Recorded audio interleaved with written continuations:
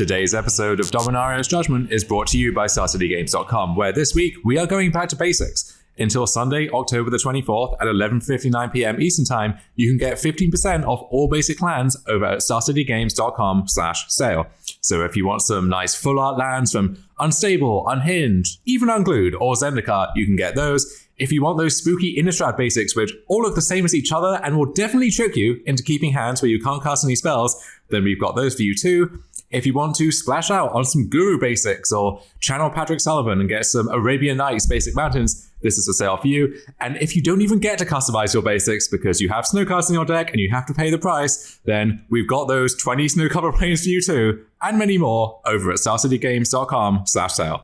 What's up, gamers? Ryan Overturf here to remind you to check out the 540, Star City Games' very own Cube podcast, where every week myself and Justin Parnell will be tackling topics regarding all things Cube Draft. We're talking set reviews, digital Cube retrospectives, archetype breakdowns, tons of tips on both how to design your own cube as well as play other people's cubes, with plenty of nonsense interspersed. If you're into Cube Draft, we would love it if you gave us a listen, and if you're not, maybe we can fix that. Check out the 540 every week right here on StarCityGames.com and wherever you find your podcasts. This week's episode of Dominaria's Judgment is also brought to you by Coalesce Apparel, your first stop for Magic the Gathering inspired stylings. Visit coalesceapparel.shop to pick up a t-shirt inspired by fan-favorite Magic personalities, a hoodie from your favorite guild in the Ravnica University line, or just signal your intent to snap Keep in the Dark with an anti-Mulligan Mulligan Club sticker. Want to splash up a commander deck? Check out the Keep in 100 sticker line and see if your favorite commander shows up there. Whatever you order, use code SCG at checkout to save 10% on your purchase at coalesceapparel.shop. Coalesce Apparel. Nobody made what they wanted, so they made it themselves.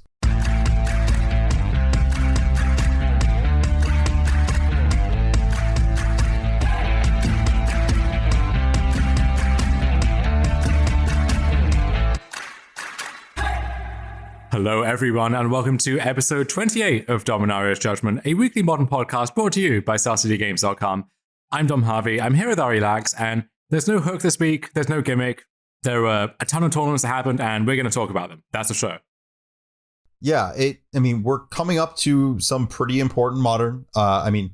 The SCG Tour Online has escalated to the SCG Invitational in Roanoke coming up in 10 days from when we're recording this, and 9 days from when you're listening to this. So that's rapidly approaching, and it probably just behooves everyone to listen to people talk about everything that's happening in the format, because I bet a lot of people are deciding on decks, or at the very least their last 7 sideboard slots. Yeah, still prevaricating myself on, do I go to SCG Con or do I go to the 2 local high stakes modern tournaments happening the same weekend in my city? So a lot of paper modern coming back, which you love to see, but people are trying to figure out what to play in those tournaments, and going ahead longer term, if you're going to be playing more paper modern, what should I be investing in? What decks are going to stand the test of time? So having this bumper batch of results, I think is perfect timing there. And then also, as the format potentially might change again with Innistrad Crimson Vow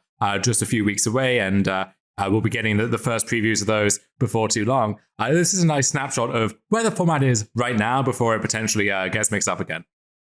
Yeah, Innistrad Midnight Hunt certainly had a pretty big impact on the format with a single card. It does not take a lot from an Innistrad set to get the wheels really turning on something in Modern.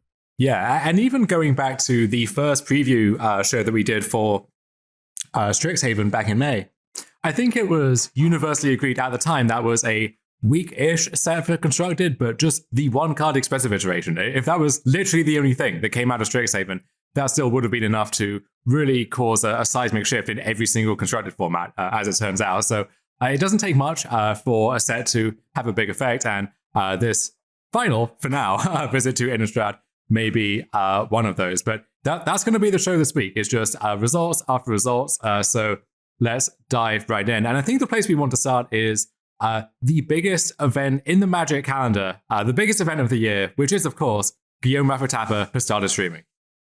Oh my gosh, yeah, it is a lot. I think the best description I have heard about it is that at one point he is playing, obviously he's playing Assorius. I'm just saying that just in case anyone zoned out for a minute to come back in and get some context, because if we're talking about Wafo streaming, I guess he could be playing Esper, but it's Azorius right now.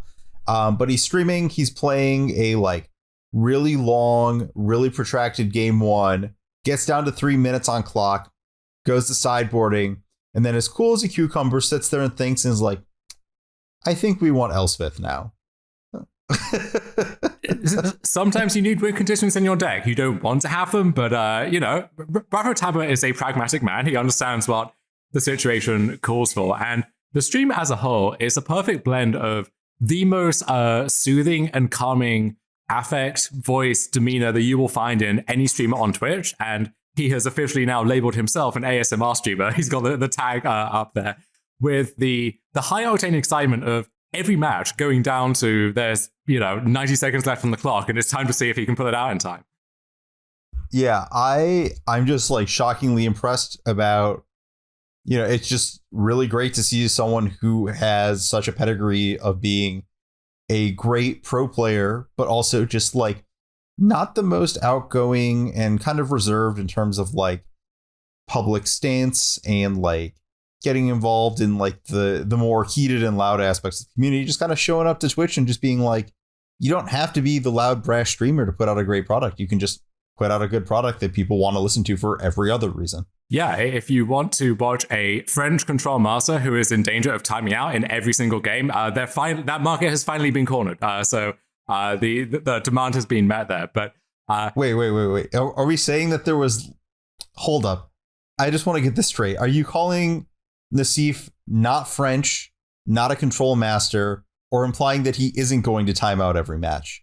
Or saying that the market was 2 people, like you could have 2 people competing in the space. Yeah, I don't think that market has been saturated yet. There's room for that to grow, I think. But it is also funny to watch Wafo Tapper, who is incredibly just zen as a person, it seems like, go through that early streamer honeymoon phase of being asked the same ridiculous questions over and over again and just not breaking a sweat, just asking them with the same slow but very correct and confident English, just time after time. It never phases him. Yeah, it's like I keep saying, it's a delight. You should tune in. It is well worth your time if someone of his quality is going to put in the effort to allow you to watch what they're doing. Yeah, we are joking around about it a bit here, but if you think back to 10 years ago, even 5 years ago, it was so difficult to find just public content of this quality. You have one of the best players of all time, and when it comes to control decks, not just one of the best players in an even smaller subset, but one of the best deck builders of all time, really just working their magic here, and you get to watch the VODs here wherever you like. So it's the perfect learning tool there. It has been interesting watching Wafo Tapper take this Azorius control deck in both of its different forms now. We've got the 60 card list with Kahira and 80 card with Yorion, and evolve them both according to his own precepts. And I think if you've been following his work for a long time and you look at the recent iteration of the 80 card list that he ended up with, for example, I think you can see the signature of Wafo Tapper there. I think you can trace the lineage back to some of his most successful creations from formats past.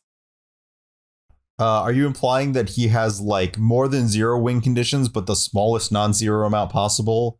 And also just like a little bit more card draw than you would expect, and like an extra land, and can I keep going? I think the best way to summarize it is Restoration Angel can attack, so that one got yeeted out of there real quick, and now we are up to the 4/4 copies of Memory Deluge, which I guess it's an 80 card deck, so it's effectively like 3 copies, but whatever. We have the 4/4, and if you face Wafo Tapper in a control mirror, not only will you be just outskilled on every possible metric, but also his deck will be well suited for any kind of drawn out slugfest that devolves into.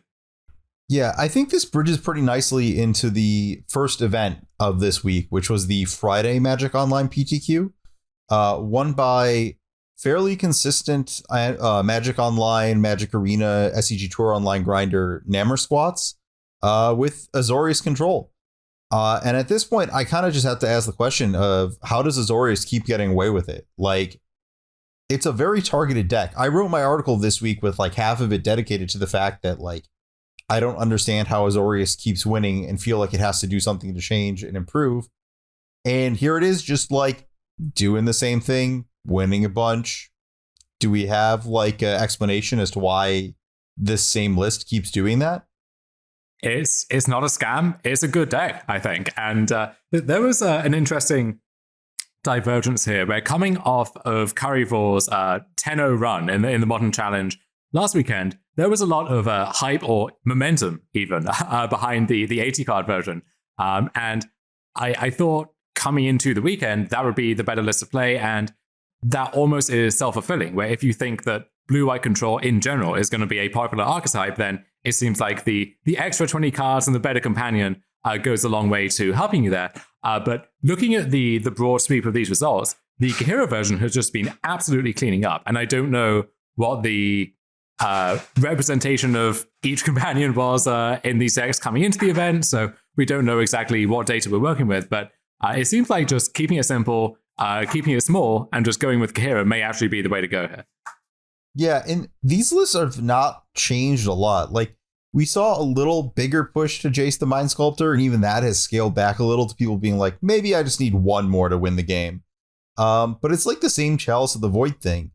My question would be, is that just a statement that the Modern format is not allowed to get away from Chalice of the Void right now? Is it just like, yeah, every other deck just has to walk into it in order to play a reasonable game? Or like, is Cascade like really that good that it's still battling through all of this? Yes. Yes, I think it's the short answer there to the final question. But also, I think this is the natural culmination of that trend that we highlighted with MH2 of every deck just seeing their curve be massively compressed towards these 1-drops and 2-drops, where your choice effectively is, do you want to play Zumajund and have this super low curve and all of the best cards at that one single spot on the curve? Or do you want to be a Jund boomer and go all the way up the curve and, okay, you're going to be more resistant to Chalice of the Void, but your deck is going to be far worse in the abstract, I would say. And I think that applies to the decks that do have that flexibility. So stuff like Is It Murktide, for example, which you also tried to reimagine in your article this week, in a way which it seems like would actually make it a little less susceptible to Chalice of the Void. So that direction may be worth exploring there. But the decks that can afford to play around or adapt out of range of Chalice, I don't think want to do that, and the rest of the decks just simply can't. Your Cascade deck, there is a ceiling on how good that deck can ever be against the card Chalice of the Void. Yeah, I guess I'll also note that you said like Chalice against the 1-drops, but like the Assorius control strategy is naturally good against the 0-drops in the form of all the incarnations. I think that like exactly Grief is good against them, and even that it's not entirely clear cut how good that is. So like, yeah, you have to be like Grief ephemerating for it to be super effective against them. And then like Force Negation's okay. So you're insulated against all of like the best categories of spells in the format sort of naturally.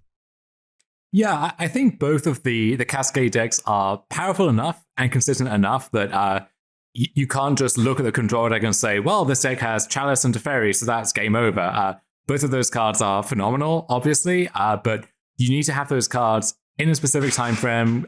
You need to resolve those and then keep them on the battlefield, and none of those tasks is trivial by any means. So even if you expect a lot of blue-white control, which I think I would, going into future events and into SCG, Con, and so on, I don't think that should scare you away from the Cascade decks if that was going to be your primary choice going in.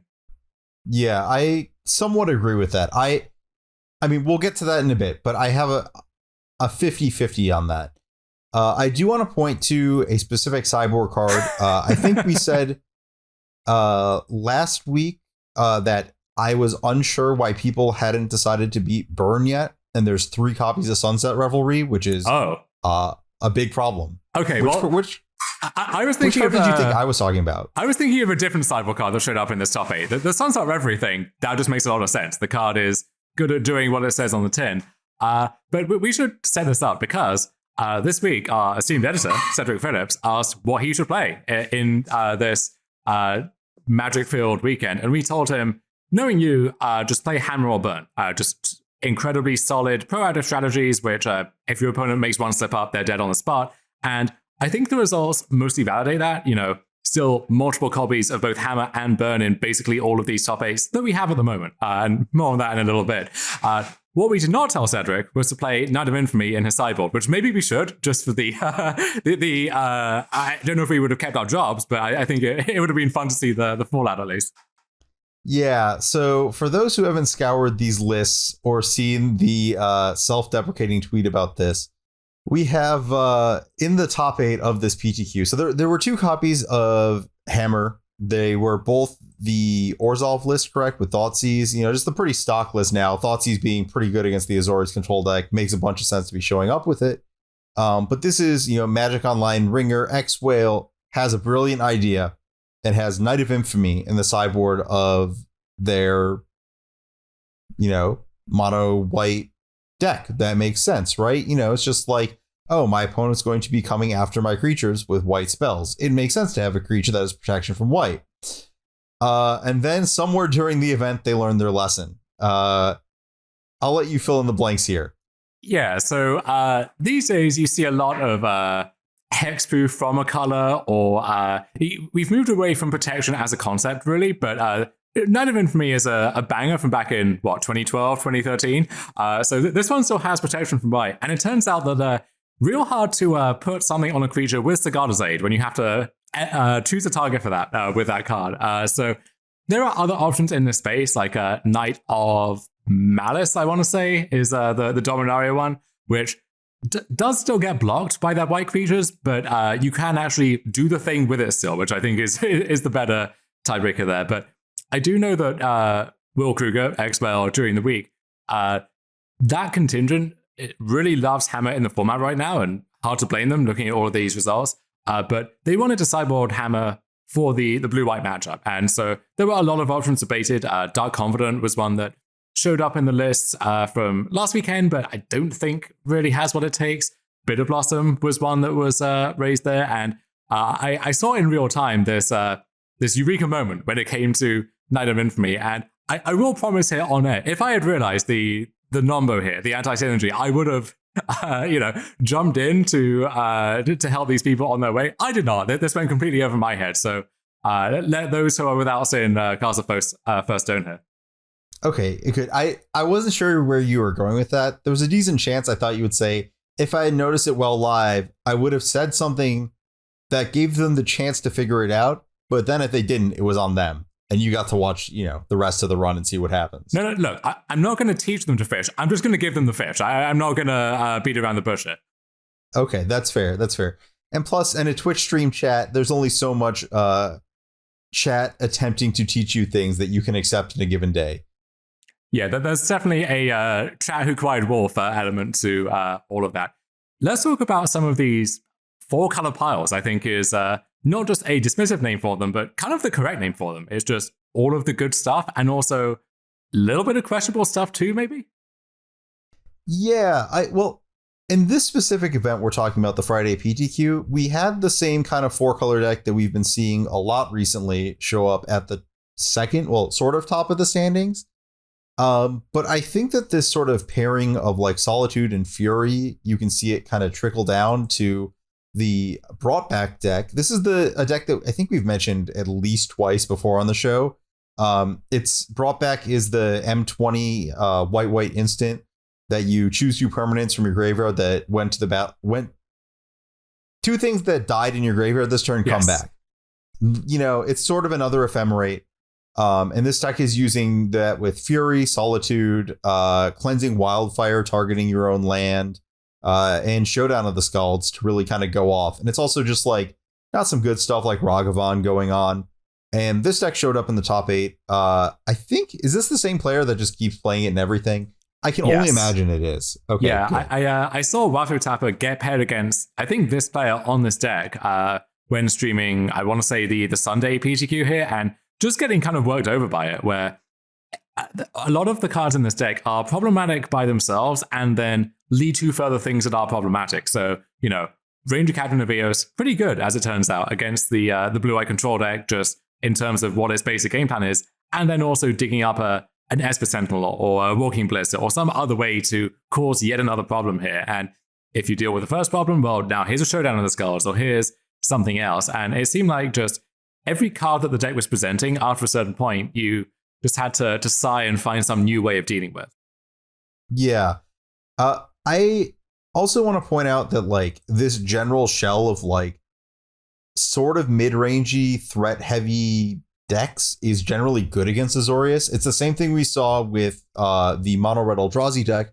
It's the same thing that even though this 4-color pile lost, I'm just going to keep calling it 4-color pile, whatever. We all know what it is.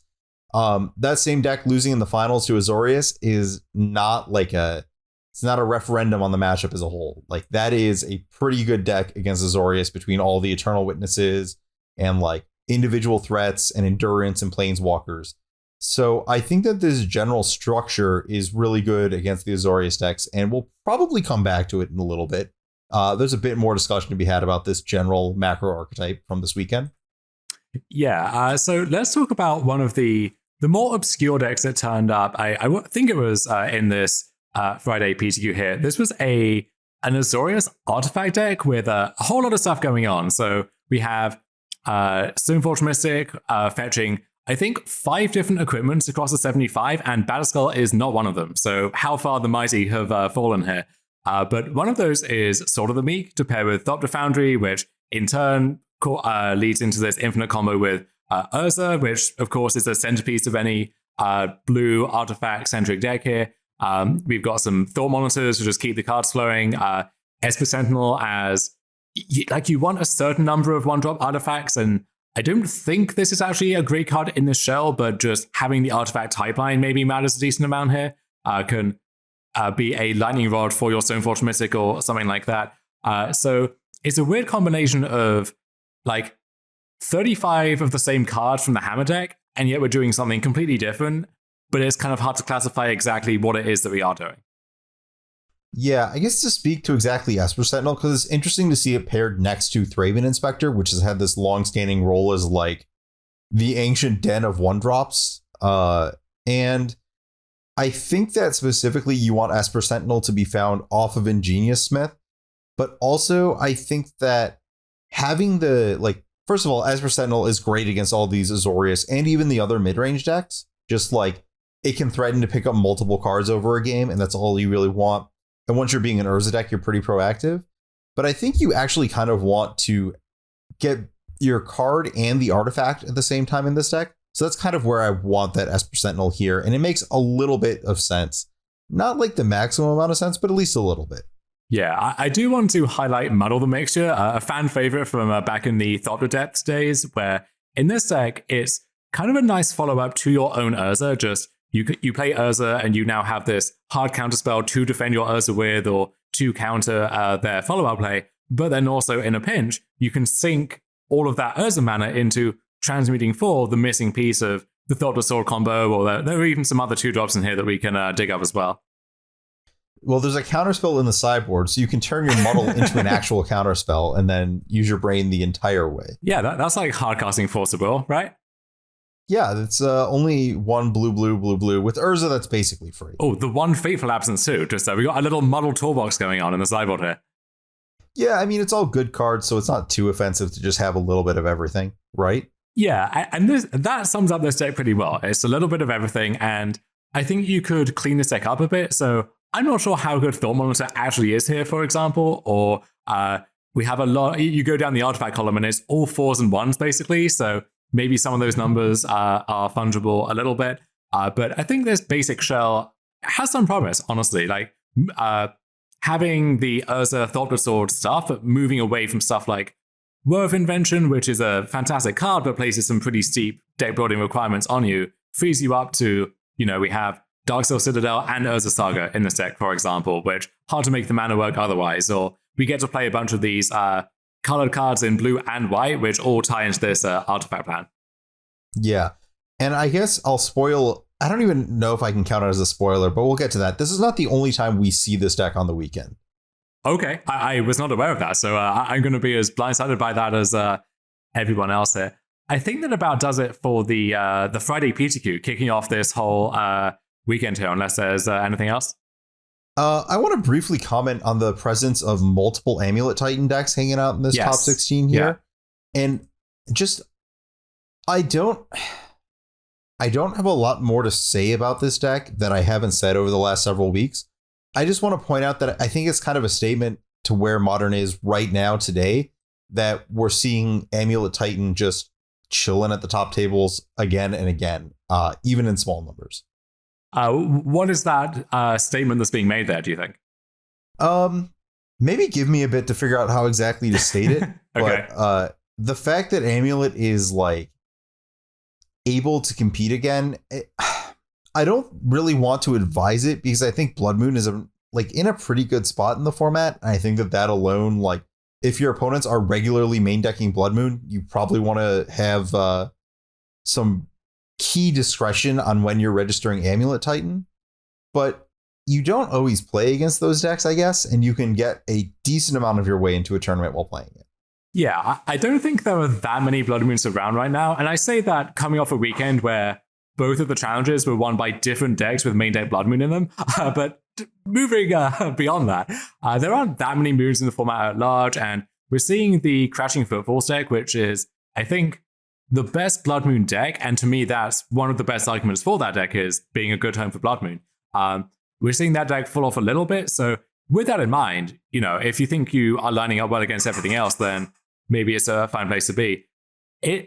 Putting it in a broader context, it is funny how outside of, I guess Hammer was a deck before MH2, but really got juiced up by that set. A lot of the decks that we're seeing perform consistently now are classic Modern archetypes that just got either rejuvenated by some new cards or just don't have any new cards, right? The 2018 Burn deck is still putting up some pretty good results here.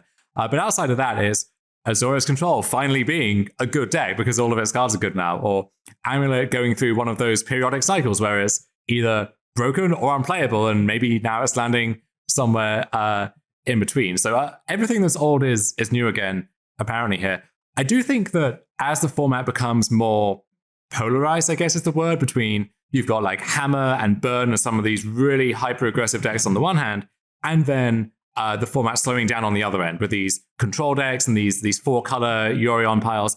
I think those 4-color decks in particular are like easy prey for Amulet, and I think the blue-white decks can be a good matchup if you just come back in the right tool. So just Cavern of Souls into Primeval Titan, fetching up a bunch of Talaria West or Urza Sagas is still just as good against control as it has been in the past. So yeah, I think if you can dodge some of those weaker matchups and you need a good plan against Hammer, which I think you're still a bit unfavored in despite that, I think everything else is breaking Amulet's way at the moment. That makes sense. I'll also point towards, so you mentioned Crashing Footfalls. That's one deck that's getting preyed on that is like an Azorius Control kicking out of the format. I would also point towards another deck that Azorius has been pushing out of the way as another Blood Moon deck that was already at the top of the format. And that's, is it mid-range? Is it Murktide? Yes. I think that is a really good thing for Amulet to not have to play against, because wasn't that what originally kind of drove, I guess, not originally, but it was one of the things that kind of drove the nail in the coffin of Amulet probably, what was that, in July-ish? I mean, the first was the Asmore decks, but the is it showing up and being like this Unholy Heat Cyborg Blood Moon deck was really just, the signal that it was time to play something else. Yeah, I think that is a useful contrast because I found the Asmo problem to be fixable and at fairly low cost, where if you just had access to engineered explosives or some ways of cleaning up Asmo itself, then you could kind of plow through the rest. But the Murktide deck just was impossible on every axis. So it's a fast clock backed up by counter magic, traditionally a good recipe against any kind of a rampy or combo deck. You have Unholy Heat dealing 6 is the death knell for Primeval Titan, which often just shrugged off any one piece of removal that most of these decks had access to in the past. On top of that, Murktide Region being this gigantic flyer, which you stabilize the ground with Primeval Titan and you just die in the air to Murktide Region anyway. And then also, after all of that, is the Blood Moon deck after sideboarding. So every part of that recipe just lined up so well against the deck, and you can deal with any single one of those problems at once, but in a way that leaves you a little bit more exposed to the others, I think. And so this Swansong innovation was the cleanest way to hedge against most of that, but you're still weak to Murktide Region. So that deck being at a low ebb, I think, might actually be the biggest reason for this resurgence here. Yeah, and also I'll point to another hammer coming out of the Crashing Footfalls deck, which is Force of Vigor. And also the Paladin's still doing great, but it's not like this massive percentage of the metagame. So people are cutting on that card, and that's a problem for Amulet. You can get your Amulet and your Urza Saga and your Dryad the Elysian Grove all Force of Vigored in some horrible combination. And the less people are doing that to you, the better. So I think that it is a good time to Amulet, except for all the stuff I said about Blood Moon being good, which I think bridges us into the next challenge. Yeah, I guess one final word on the Footfalls deck, because I guess we will have a chance to revisit this over the course of these 4.5 tournaments. But to me, the appeal of that deck increasingly is it's not the Footfalls game plan itself. It's more so that you are the best home for so many of these fantastic sideboard cards, like Blood Moon, like Force of Vigor, and Blood Moon could even be a main deck card here if you want to make that hard read.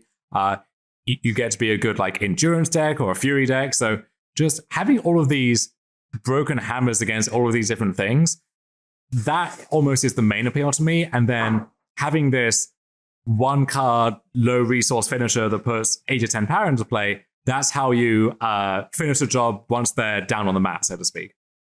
Yeah, you're not going to have to say a lot to convince me to say Footfalls is a great deck. So, I mean, my opinion's out there. Footfalls is a great deck. Play Footfalls if you're not afraid of Chalice of the Void, which you probably should be less afraid of it than you are. Yeah, so let's move on to Saturday, and the first of the Blood Moon decks winning a challenge here. This is Talisker, a longtime friend and well-wisher of Stoneforge Mystic in many forms, with this kind of a like mid-rangey Jeskai Stoneblade deck, which is very hateful. It's incorporating the Chalice of the Void being subsidized by Prismatic Ending side of things here, where in the past, you think of a Jeskai Stoneblade deck, you're thinking of a bunch of 1-drops, right? It's Lightning Bolts and Path to Exiles out the wazoo and so on. Instead, we have this Prismatic Ending Chalice setup, which has been so successful for the blue-white decks. On top of that, main deck Blood Moon. And when at least one of those cards is going to be lights out against most opponents, you can just finish the job with just mopey creatures. And the creatures in this deck are mostly pretty good. Stoneforge Mystic for Cauldron Complete against a deck that can't interact with it. That's not mopey. The game is going to end in 2 or 3 turns.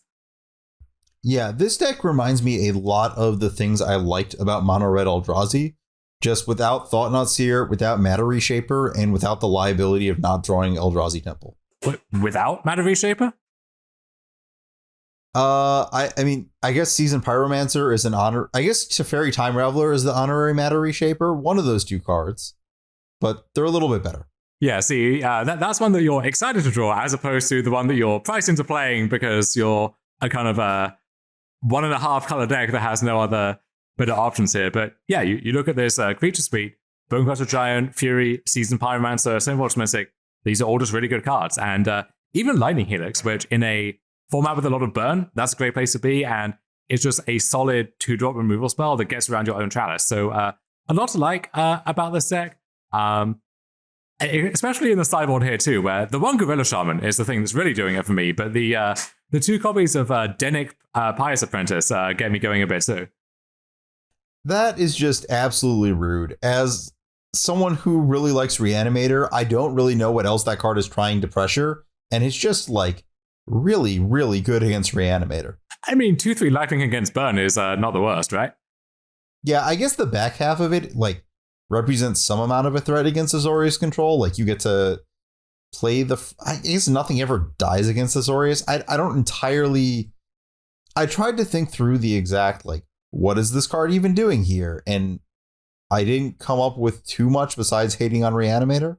If you have a better answer, please feel free to let me know. No, that's about it. You see the same interesting split in a Pioneer, actually, in like the Spirits decks, where you're playing Spirits and your worst matchups are Burn and the Dreadhorde Arcanist deck. So, all right, got to get to work here. Dedek has to carry a lot of weight on his shoulders. But I do also want to highlight Flusterstorm as a really good defensive tool against not just the Cascade decks, but also Burn and some of the other stuff popping up here.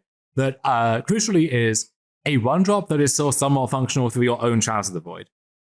Yeah, and I'll also point out that it is I think this is the first instance of like splashing Flusterstorm we've seen, and I'm shocked that we haven't seen more of that now that I see it here, just because it's one of the most effective anti-cascade cards.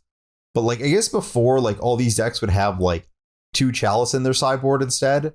So this deck can like load up on the full set of answers. Yeah, that sounds right to me. And you could present with this deck just a supremely hateful configuration post sideboard against any kind of linear deck and against a non-linear decks. If you have to grind, then a lot of those decks will just be weak to Blood Moon anyway. So you pick up your share of free wins there. And then also the rest of your deck is just good cards. So sometimes if that's the axis the game is being fought on, you can go toe-to-toe there as well. Yeah. I want to pose one closing question about this deck. Is the combination of 4 Seasoned Pyromancer, 4 Blood Moon, 4 Basic Plains a combo or a non-bow? So on one hand, your Blood Moon is going to generate more mountains for your Seasoned Pyromancer. On the other hand, the fact that you have all these plains and need to fetch basics to play around your own Blood Moon is going to make it harder to play Seasoned Pyromancer when you don't draw Blood Moon. So I don't really know how the equation works out there, but just something to think about, and probably like not like a joke, but like something you actually have to think about when you're playing the games is like, how important is it to have an island this game? Because the only blue cards in the main deck are the Teferis. And then in the sideboard, it's these 2 Denix, these 2 Flusterstorms, and these 2 Geistessaint Traps. Yeah, I would look at the respective basic land counts here if I was picking on this deck and trying to iterate on that for sure. Yeah. Okay, let's continue down the line. We've got Damir Mill. Notably here, I mean, it's just Damir Mill. Everyone knows Damir Mill. But I want to point out that it's specifically Damir and not the Assorius Bliss. I don't know if that's actually a statement or not, but the fact that you have the option of playing Prismatic Ending is always there. Yeah, I think Damir is the default, and we saw that brief experiment with Assorius do well a few weeks ago, but I would expect if I knew my opponent was playing Mill for them to be showing up with Dark Shores and Watery Grave and so on here. I think this deck is really helped by the resurgence of Amulet, first of all, but also these 4-color Yorion decks, which on one level you look at that and you think, well, there are 20 more cards to get through, so that's going to be a problem. On the other hand, those decks don't do anything. So you actually have more than enough time, I think, to find ways to counter 20 more cards there. Yeah, the 4-color decks are absolutely abysmal against Mill. It is really, really bad to the extent that I don't even know if a Kozilek is enough, because the Mill deck has the margin just to like chuck in the Soul Guide Lanterns. And I would not even bother. If I expected that much Mill, then I would want to strongly reconsider my deck choice at that point. So moving down the rest of the top 8, we've got John Saga in 3rd place. We have Hammer in 4th, 2-free for the Bean, as it turns out. And then 5th place is where it starts to get really interesting, because I think this is the 64 card Bring to Light deck that I played in a prelim and posted about. And someone has picked up that ball and run with it to decent results here. So I guess you'll have to see that. Yeah, I like a lot of what's going on here. Trimming down on Lightning Bolt, great. Playing a bunch of expressive iterations, great. Like, the only thing I'm questioning is if we couldn't just cut like 4 more cards.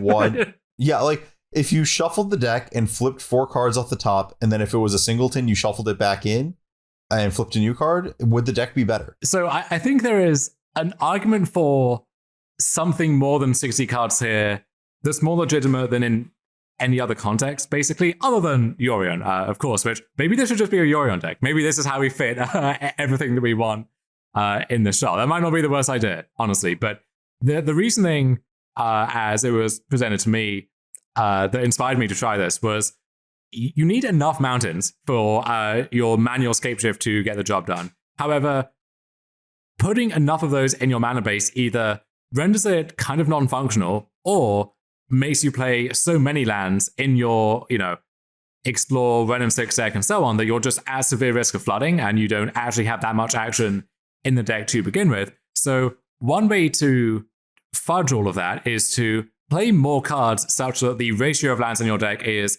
more directed to where you want it to be. And then some of those extra cards are expressive iterations, which can both find you lands and also piece together your A plus B of Dryad plus Valakut in those games.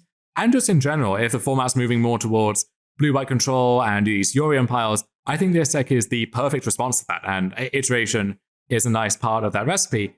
The issue comes, I think, against these fast linear decks like Hammer, Burn, or hypothetically, if there was a combo deck with 4 main deck Blood Moons popping up, then that would be bad news for this. But luckily, we haven't got to that just yet, so we can live in blissful ignorance for the time being. Yeah, I just appreciate that it's been a decade since the 66-card J-Way Scapeshift deck, which was, I believe, the same exact problem of Prismatic Omen and Scapeshift and trying to find like this Temur mix of lands that worked in a non-like dual land format.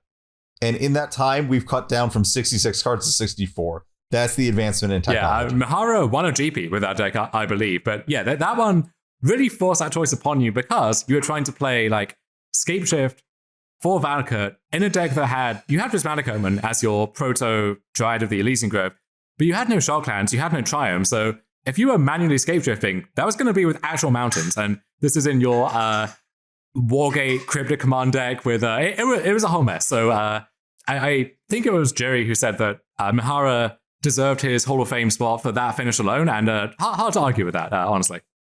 I would like to make a slight correction. That Mihara deck was also 64. So it was actually, following the steps of greatness. I just looked it up now because I had idly forgotten about this Murmuring Bosk 7 mountain deck until now. I just want to point this out because we talked about it. You said Juju Bean, 4th place, Stock Hammer, 2 Knight of Malice in the sideboard. Yeah. The problem has been fixed in the 24 hours between that PTQ the and Zoomers now. Are always on top of it, so always there with the latest innovations. Yeah, I don't know if that's an innovation or folly, but it's a correction. The record has been corrected here. Yeah, so I saw the 7th place list here, which is just classic Death Shadow, just like 4 Death Shadow, 4 Dragon Ray Channeler, 4 Swiss Spear, like aggro Death Shadow. And my thought immediately on seeing this is, wow, this person was just like, today, none of my opponents will play Solidarity. And the metagame C parted in front of them. And then I looked at their sideboard and they have 3 Torpor Orb, which I think is somewhere between like absolute fear and like doomsday preparedness. Hey, maybe it's a hard read that people are going to be showing up with Iceman Coatl, Eternal Witness, Solitude piles on math as well, and you just get to hard hose all of those people. But yeah, this is almost old school and new school at once, where we've got some Dragon's Rage channelers, but no Ragavans, no Scourge of the Skyclays. We're just turn 3 people here with Team Up Battle Rage, Become Immense, and actually, So, question. Is Dragon's Rage Channeler and Become Immense a combo or a non-bo? Because interesting. You see. I didn't think this through. Is the combo that like it gains flying and then it's going to hit them? Or like, I'm trying to figure out which half of this is there's a lot of combos here, right? Where like when you become Immense Delve, you get to Surveil and you might reflip Delirium.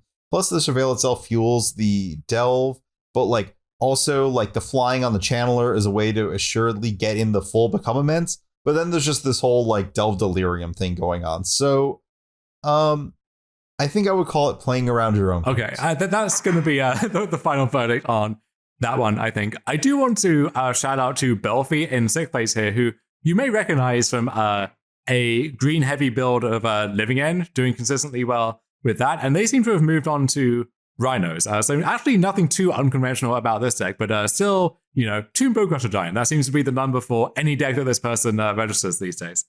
I think the Valakut Awakening is slightly knocked stock. That's a transfer from their Living End deck. I don't know how I feel about it, but I respect that it's like a little bit of their own flavor carrying. Yeah, I love that the modern format has room for that kind of customization, I guess you would call it here.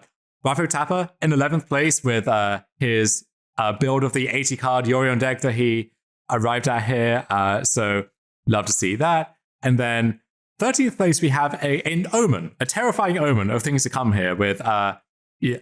Wait, this is the terrifying omen, not the 9th place? I mean, oh god. I guess we have 2 omens, which, sure, working in concert here. So Sodek in 9th place with Belcher. More on that in a little bit, perhaps. And then another copy of basically the exact same Belcher deck here in 13th place. And then we'll we'll circle back to that one before too long, don't you worry. And then rounding out this top 16, which is, this is a challenge. So one of the stories from this weekend is we get top 16s for the PTQs and then top 32s for every other event for some reason. So some arbitrary cap on some of that data, but 2 copies of Yawgmoth in the top 16, that's a deck which is, climbing up that B tier ladder with higher aspirations. But let's, is there anything else on the Saturday, or should we just get into the Belcher heyday here? Well, I kind of want to talk about Yawgmoth because we kept saying that we were going to do our diligence on it. And then we've got to come back and do that because I did watch, one of these players, Demonic Tutors, won a challenge last weekend. That's Ed D'Amico, correct? I believe. And I watched a decent chunk of their playthrough of it. And the vibe I kind of got from it is that there's 2 things going on that make Yawgmoth good. One is that a lot of there was this intersection of decks where like you had to beat their creatures, but they also had removal. Like think the Is It Murktide decks. And that was one of the issues for Yawgmoth. And that's kind of divided where like the hammer decks don't. Basically, the problem was that when Yawgmoth first got good in the format, it was good because the decks either were trying to kill all of your stuff, and that's really bad against Strangleroot guys, or were trying to build up a bunch of creatures. This was like the Spike Feeder deck, and Yawgmoth is good against that. But when they're trying to like play a Murktide Regent and also Unholy Heat all of your stuff, that's bad for you because none of your cards interact well with that. And we've seen the metagame start to divide. Like Hammer has big issues against a resolved Yawgmoth, even if the deck is very fast. Assorius Control, even if the removal is Prismatic Ending, is like not the best suited to not die to a bunch of Strangleroot guys for whatever reason, because the Assorius deck can't like defeat an attacking creature. So I think that that's where this deck kind of comes in. One note that Ed made in a lot of his matches was please don't play Rhinos. And I think that Temur Crashcade is a deck that like, yeah, it's going to kill all of your stuff and then also has creatures that will override all the Undying things. I think that deck's a big problem for this deck. Also, Blood Moon is kind of catastrophic in many of your draws as well. But one thing to note about Murktide is if you are concerned about that matchup and you think you have the sideboard space for this, Leyline of the Void is just kind of lights out against them. Where if they can't cast Murktide Region and Dragon's Rage Channeler is a 1/1 and Ragavan is a 2/1 and you have Young Wolf in your deck, their deck doesn't do anything anymore. Like it literally just doesn't function as a deck of Magic cards. And so it's weird to think that it's almost more effective there than it would be against even stuff like Reanimator or Living End, but it actually is in a lot of cases. Yeah, that's interesting that like it's such a big upgrade from the 4 Endurances we see in Ed's list, because I mean, it really is, because they're going to play a longer game against you, and Endurance is like a card that you kind of have to fire off preemptively, especially when you're trying to get the 3/4 value off of it.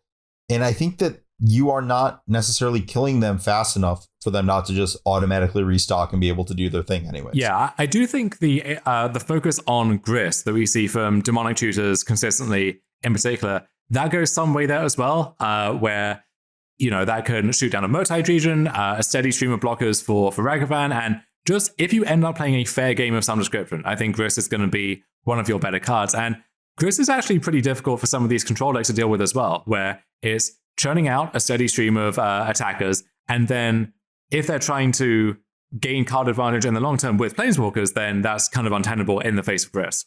Yeah, I was underwhelmed with Grist early on in the format, and after watching in this deck, my opinion has certainly shifted upward on it, at least in this exact context. Yeah, so does that do it for the Saturday challenge, or is there yet more stuff that I'm missing here? I want to call out the 24th place list, which is a mono red Underworld Breach. Oh, okay. It's like, yeah, it's sort of a fair deck. It's just like Dragon Rage Channeler, but it's got a couple Underworld Breaches in here just to kind of loop it up. Presumably a bit of this, I guess, is kind of just like comboing off with like a Manamorphose and multiple Dragon Rage Channelers as like a big draw engine where you just kind of expend your graveyard slowly to accumulate a bunch of cardboard. But otherwise, this is just like mono red prowess featuring that. So I thought that was kind of cool. It's also it has Mardu mana to support Luris and Prismatic Ending, and like some other sideboard stuff like Core Firewalker. So also good stuff. I just thought it was interesting. I don't know how good it is or isn't, but it has a lot of things that I've like noted over the last few weeks. It's like, huh.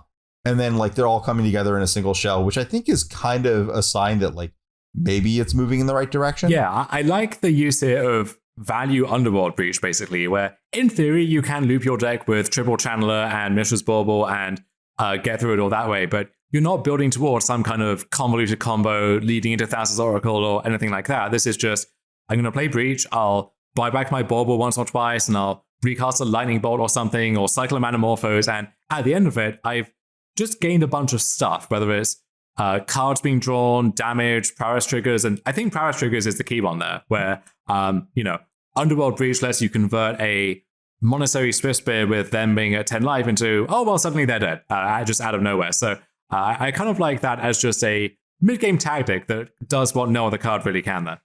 Yeah, I mean, how expensive does restock have to be in order for it to be playable? Like, 2-mana restock is probably pretty good.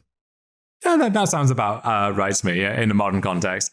So we have another Belcher deck here just sneaking into the top 32, perhaps an omen of things to come, which we will talk about in a little more detail here after a break. Don't go anywhere. With this break, I'd like to talk to you about Star City Games Premium. For years, StarCityGames.com has been hosting the best Magic the Gathering strategy content on the internet, and Star City Games Premium is a huge part of that.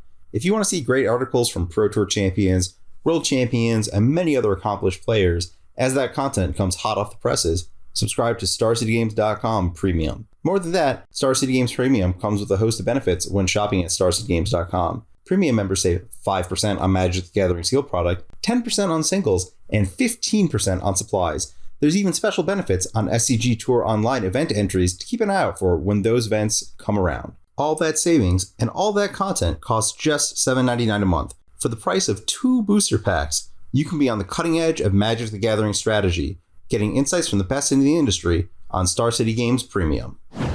All right, the time has come. The boom cannon has officially been fired, and Modern as we know it will mostly be the same, but not exactly. Yeah, so we have moved on past Friday and Saturday. We're now on Sunday. We're going to start with a challenge, and there was also a PTQ to get to. And this challenge was won by none other than Sodek, non-interactive deck extraordinaire, playing Goblin Charbelcher, the Boom Cannon. And this is... So I know a while back there was like some nonsense list with like treasures and indomitable creativity. And that was a deck that was trash. This is a more traditional list that is playing Belcher with the backup conditions of winning via Blood Moon or via Recross the Paths. Pretty traditional Recross stack where you're getting like Reforge the Soul. I think the only kind of weird thing you have to set up these days is that you have to be able to Pact of the Titan to Infernal Plunge in order to get that going. Yeah, so that's how if you only have 1 mana to spare without Simian Spirit Guide anymore, you can't just fill your stack with those to jump up in mana. And so this is the way where you convert 1 mana into 3, and then you can use that on further rituals and Manamorphoses and so on. One of the non-traditional Recross the Path stacks here, which I think is a stroke of genius. Apparently, this cabal of Belcher players on Discord came up with this one. Is you see the 1 copy of Pyromancer Ascension in the sideboard, and you think, well, okay, why is that card there? You know that no one puts a copy of that card in their deck with any healthy purposes in mind, but you don't know exactly what's going on here until you realize that there are a lot of ways to just invalidate a Goblin Charbelcher. Khan the Great Creator, Pithing Needle, Lay Down of Sanctity, whatever it may be. And so you need some kind of backup in that case. So here's where Pyromancer Ascension comes in, because you can build a Recross stack. So Recross, to refresh people's memory here, is 2 and a green. You clash, or what is it? You stack your deck. Okay. We're just not going to read the words. It's 2 and a green. Your opponent scries 1. You stack your best deck. doomsday of all time, essentially. So once you've stacked your deck, you can set up a pile where you reforge into the perfect top 7 cards of that stack. You can go Pact into Plunge to get 3 mana, Ritual up to 4. Then you play Pyromancer Ascension. You can now cycle through the Manamorphoses, which are the next few cards of your stack, to charge the Ascension. And then you can generate infinite mana by looping 2 copies of Battlegate Recovery with each other. So you play one, it gets copied. The copy targets the original, and then the original targets whatever the thing was going to be. Let's say a Desperate Ritual. And then you get infinite mana that way, which turns into infinite mana of any color with Manamorphose. You draw through your deck, and then you can loop Pact of the Titan infinitely many times, and then Songmad Treachery each of the 4/4 tokens to just get infinite haste damage that way. You can loop Spyfield Hazard over and over again for the manual kill, which has to be a lot of clicks on Magic Online, if my Ascension experience there is any indication. So this just gets you out of a lot of otherwise unresolvable jams, and you can find an instant win there eventually. I'm just thinking that through. So it's so your Battlegate Recovery cast costs 3 mana. The ritual costs 2, so you're netting 1 on each of those, but it costs you green. When you Manamorphose, your Battlegate Recovery, it's the same amount of mana, 5, and you're getting back 4 off the 2 Manamorphose copies, and those turn all the red into green. So it costs you a mana, but you get to filter into like 5. Oh god, I don't even want to think about the startup math, but yes, it works. Yeah, you get enough. So when you duplicate Manamorphose, you're getting enough green mana that way that subsidizes enough loops where. So yeah, when you have to filter mana, that reduces your raw mana count, but then that gives you enough subsidies on future examples of that loop that you can just loop the ritual instead and get enough mana that way.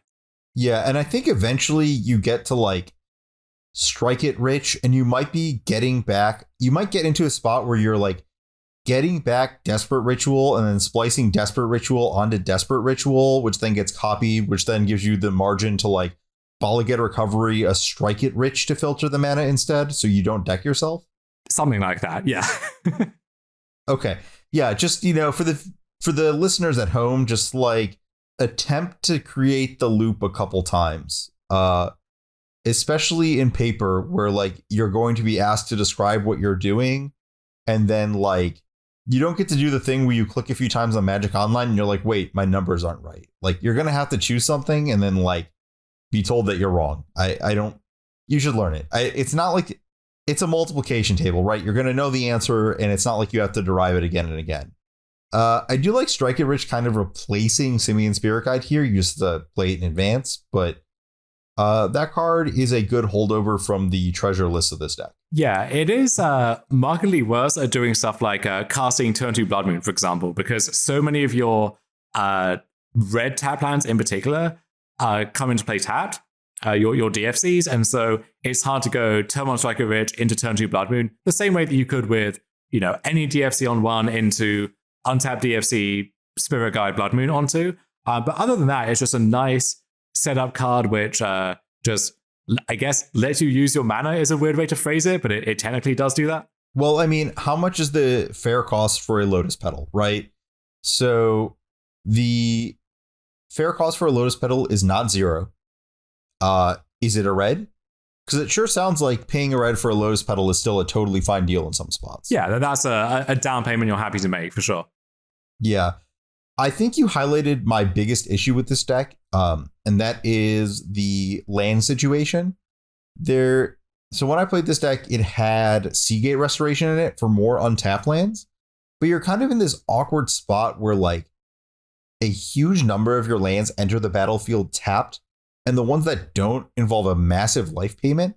With Simian Spirit Guide, you used to be able to fudge the numbers a little and kind of just like, yeah, whatever. I don't need this untapped land at this specific time because I can Simian Spirit Guide, which is like a pseudo land. This deck doesn't get away with any of that. I guess this deck has a Marius Call instead of Seagate Restoration. So it's the same number of untapped lands, but it's just a lot of damage. This deck winning, I don't think, is a sign of any like larger overall future for the deck. It's more just a metagame trend where your life total is not under an extreme amount of pressure. Again, Assorius control. So your untapped lands are basically free. And then at the same time, people aren't coming after your Charbelcher with the two big problems, which are Force and Negation, which even with your Veil of Summers, your deck is fairly constrained on mana. So that's kind of a problem, especially because you have this issue with like a lot of your cards producing a single mana and you need a lot of mana. So when you draw Veil of Summer, you're like it doesn't just cost 1 mana. It costs a mana and then sits in your hand and is there instead of a card that could add a different mana. So it's kind of like almost like a 2 mana play to play Veil of Summer here, if that makes sense. So Force Negation is a problem. And then the other is just Thoughtseize. Like, it's, if you have ever played one of these decks, the fact that your opponent can just Thoughtseize one of your lands is a giant disaster. Yeah, even leaving aside the fact that you are a somewhat linear combo deck and you need to keep your Goblin Charbelcher around to win the game with it. You know, Thoughtseize, it's easy to imagine how well Thoughtseize lines up against that. But the idea of Thoughtseize as like 1 mana preemptive sinkhole never occurs to you until you see it for the first time. And then you're like, oh God, I guess that's a thing I have to deal with now.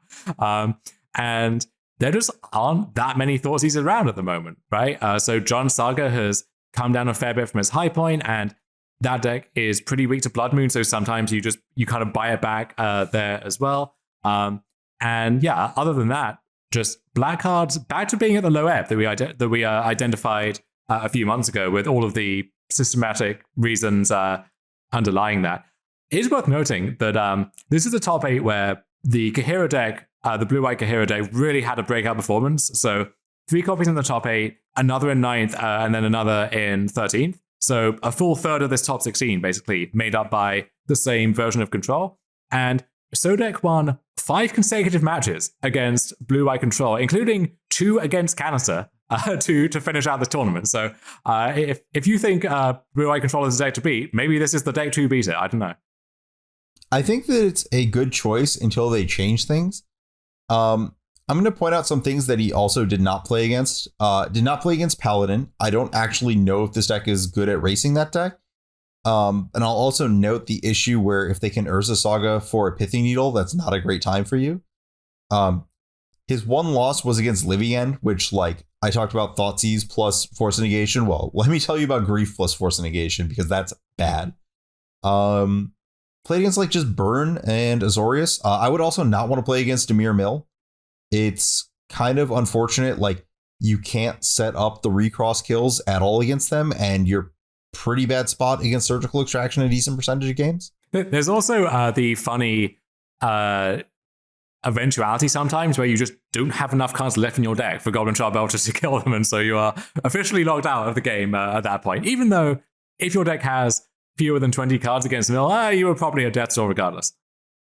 Yeah. Also, this deck's like pretty good against Tasha's Hideous Laughter with what is it? There's 8 7-drops, and every card in the deck has a mana cost, even if it's 0.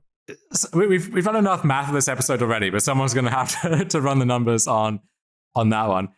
I do think this is a deck which, because of the way you have to build it, it does have there are some clear responses to it. So I think it does benefit from the blue-white control decks right now not having that many copies of Field of Ruin for the most part. Like, that's a card which is just actual strip mine against you, which even gives them a land back for that.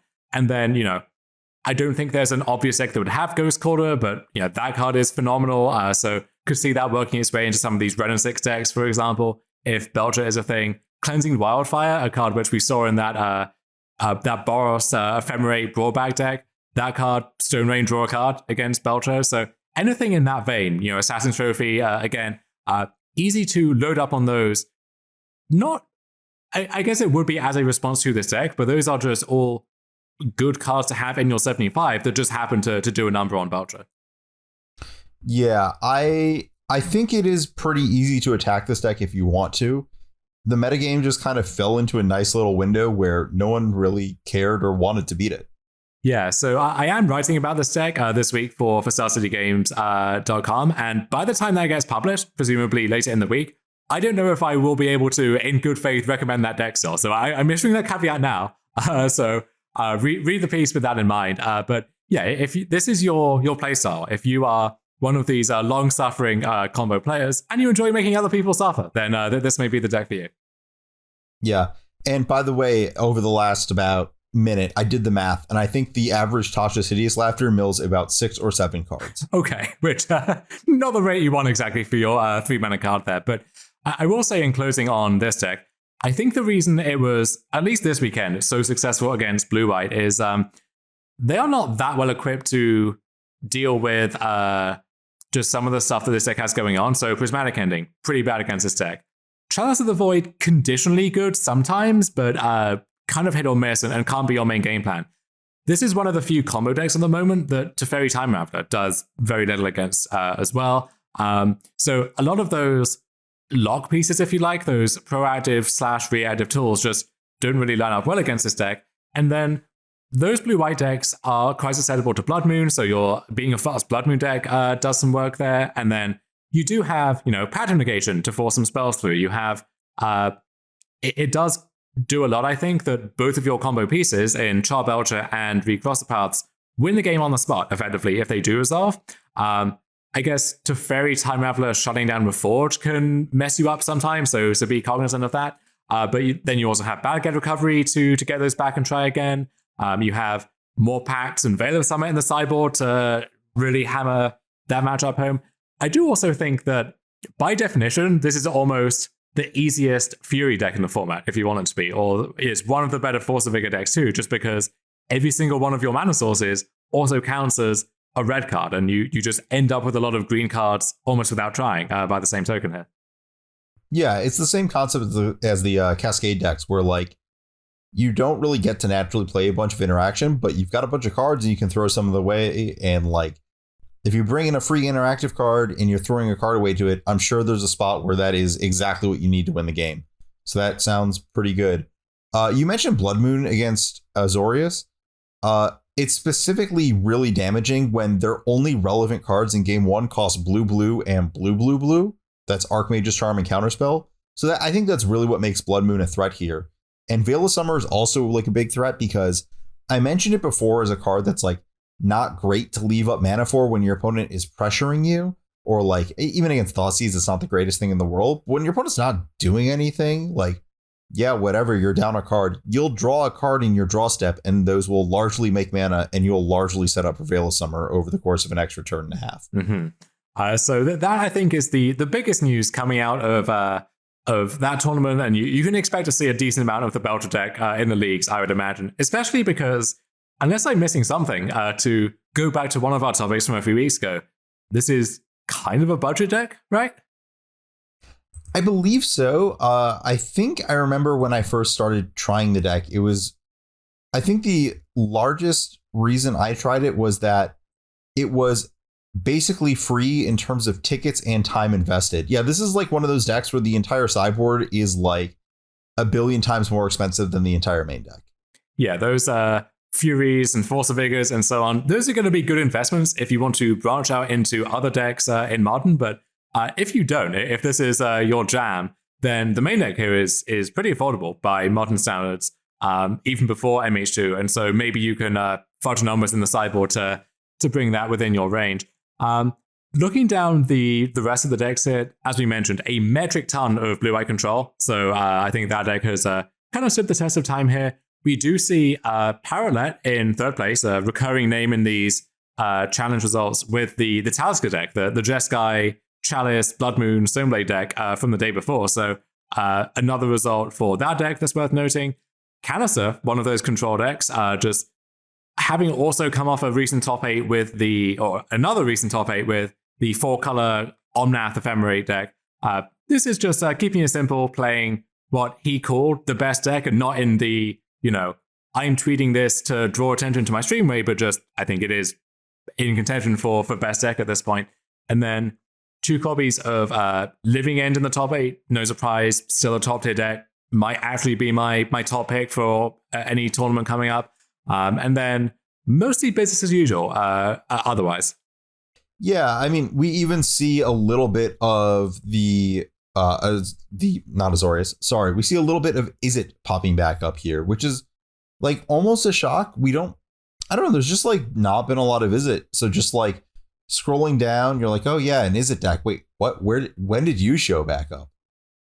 Yeah, we do have another combo deck popping up here by Jiggy Wiggy in 18th place. This is a Grinding Breach deck with Dragon's Rage Channeler and Ragavan, which I guess if you really need more legends to turn on your Mox Amber, that is a thing that Ragavan technically does.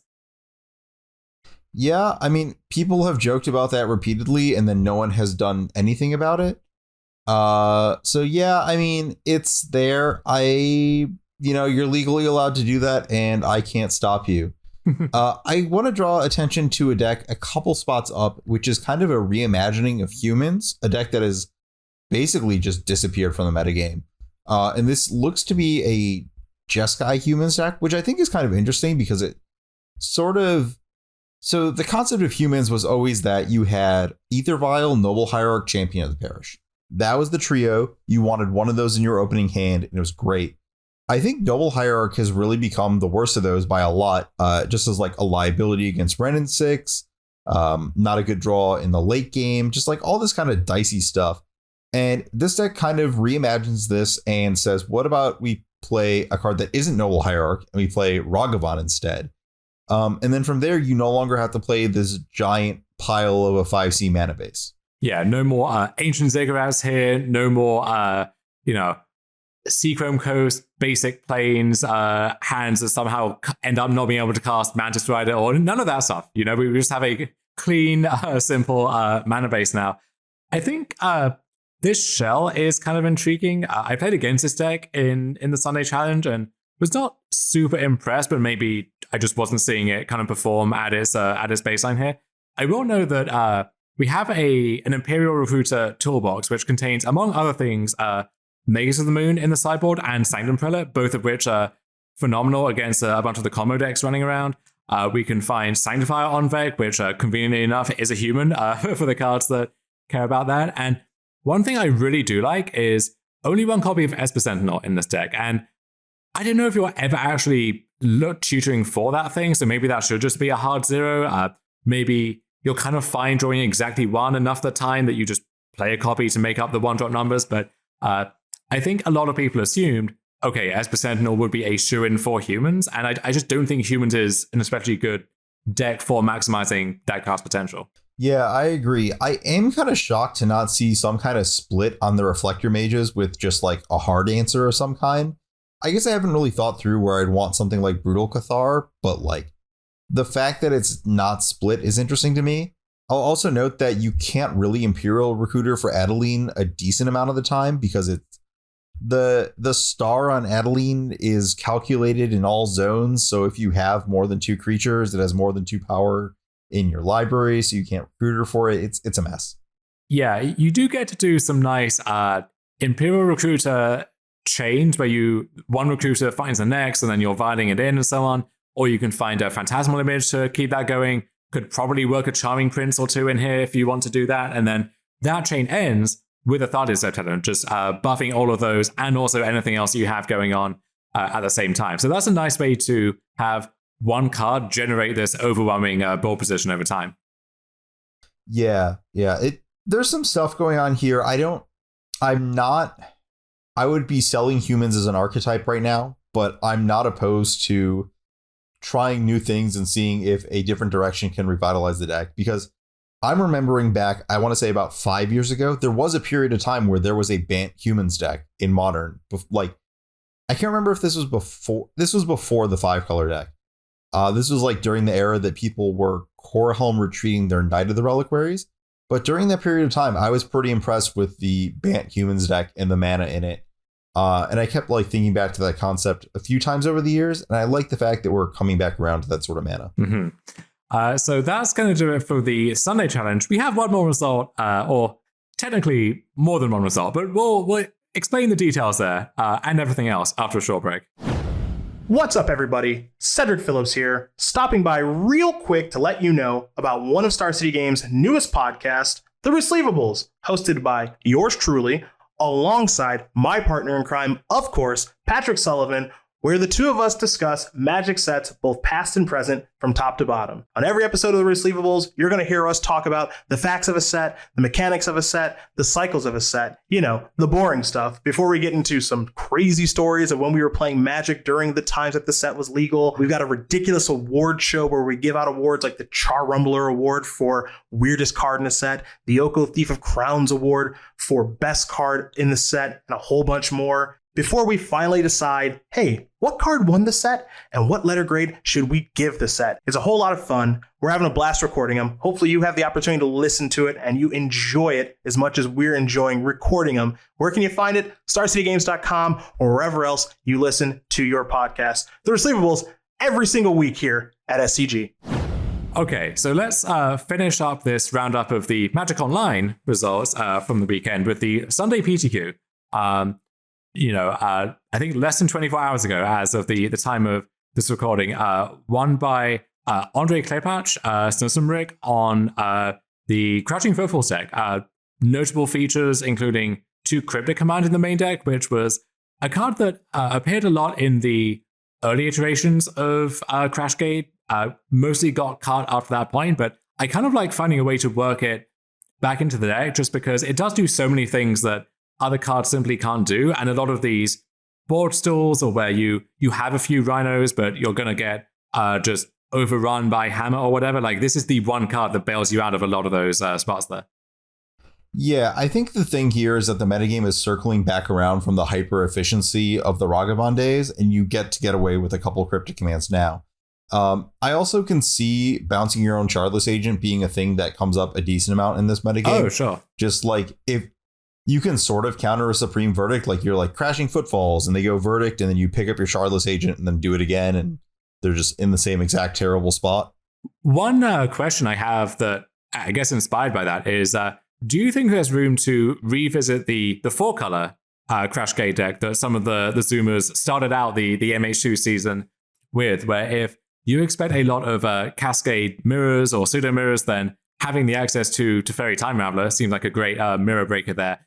And then on top of that, just, you have more raw access to Cascade via Ardent Plea when you just need to jam through interaction there. Teferi in general, bouncing Chalice of the Void and protecting against stuff like Dovin's Veto or whatever out of the control deck seems like a good place to be. So maybe you have to make some sacrifices. I don't think you can Blood Moon people at that point, but Godspeed if you try it.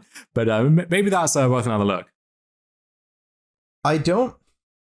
What are you cutting, I guess is my question. Like, I don't really want to cut into the creature base. I think that that's really important these days. I don't want to cut these Seasoned Pyromancers or Brazen Borrowers. So I guess that's cutting into like your Fire, Ice, or Dead Gaunt slots. Yeah, I guess it was going to be Seasoned Pyromancer would be my answer. Some of these non-essential other 3-drops, Prismari Command, if that one was still in the mix. Maybe Fury as well. Like I don't know how good Fury is in a format where, like, is how good is Fury in the mirrors in your experience? It's acceptable. I think that like it effectively you're more into hard casting Fury in those matchups, right? Where it kills both Rhino tokens effectively. Taking out one on the front side and then trading for the other one on the other side. I think that just you probably have to have Fury in the 75. Sure, yeah, I could buy that. Yeah, it's just too good of a card to not play.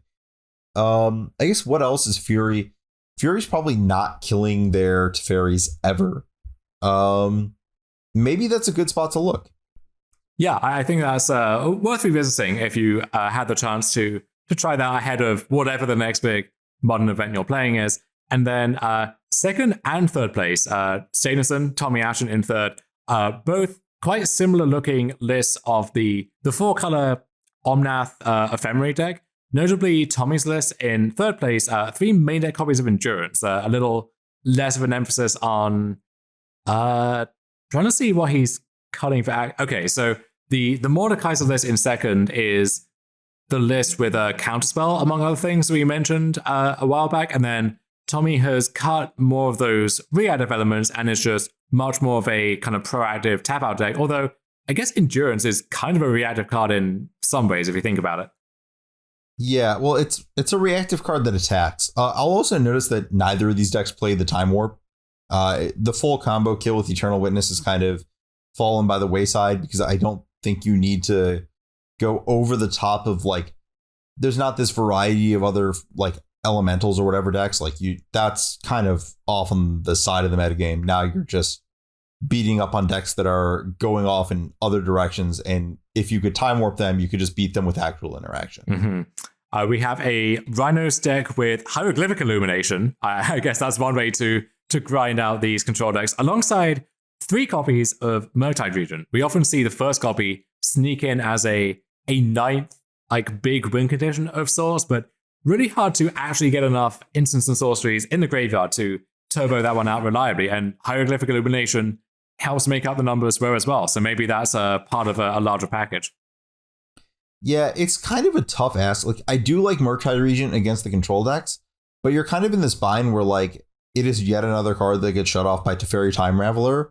And with this deck cutting down on, like, Furies, it only really has Fire Ice to punish a Teferi for going down on counters. So you're like accelerating into yet another plan that is actually just cut off by the same card. So it's kind of dicey. Yeah. Rest of the top 8, mostly business as usual.